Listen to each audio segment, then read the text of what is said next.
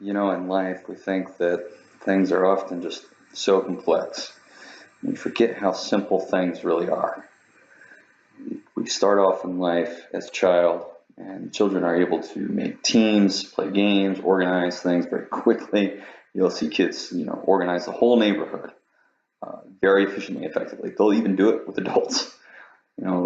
We get into this complexity portion as adults where we realize that people have alternative motives,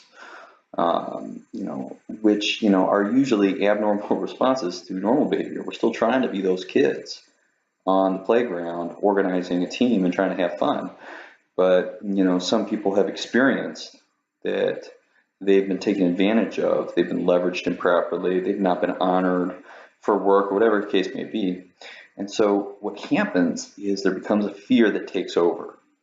And that fear doesn't allow, that fear causes a problem in getting back to simplicity on the other side, to recognize how to deal with that fear that people have in a simple way so that we can get back to the childlike behavior. So explaining this really simply in the course of an entire field of study would be either change management or brand crisis, for instance, is that on the simplicity side, when you're a child, and you get upset, especially when you're very young, people just kind of lead them to something happier, to just kind of turn the emotion and change the problem and let the child think about it a different way.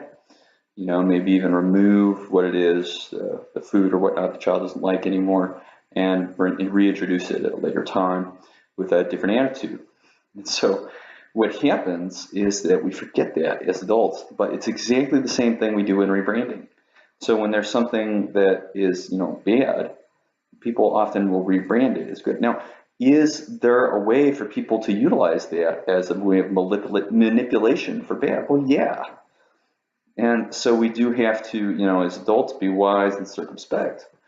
But we're essentially in rebranding, or when we're changing a culture or doing some sort of change management, we're essentially turning people in the same way that we would turn a young child to enjoy something and have a different attitude about it that would be a normal thing.